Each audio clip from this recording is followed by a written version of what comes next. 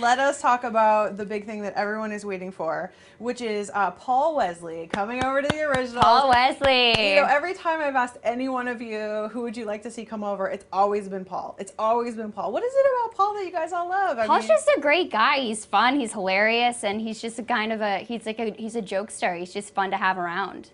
Tell us a little bit about what he gets to do. Obviously, the previews, the trailer, he's sitting there with Joseph's character at a bar. I don't know, who does he get to interact with? He interacts with pretty much everyone. He doesn't interact with me, but I interact with him in a different way, magically.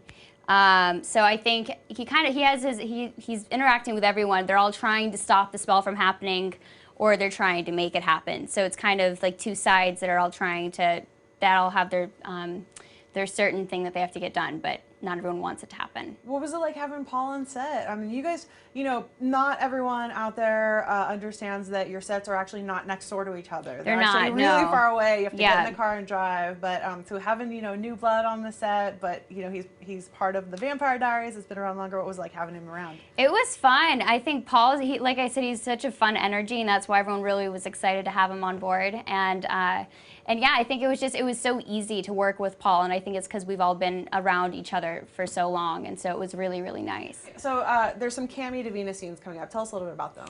I love Cami Davina scenes because I think it's like you get to see two girls that have come from very much more normal lives, and they interact with each other, and it's kind of like, at times you kind of just see them both just get annoyed with what they're needing to deal with, and they just get to vent to each other, and it's very much kind of, it's very girly, and it's just they're just like two friends, and they just get to just hang out. Does the dynamic change at all because Cami is a vampire now, and she's been going through a lot of emotions lately on the show as a vampire, you know, so. I think during her transitions as well, I think there's been a lot of higher stakes that have been going on the show, so I don't think anyone's normal or at kind of whatever that resting point that they would be emotion-wise. So I think that you can definitely tell what she's going through, and then everyone else is dealing with stuff as well.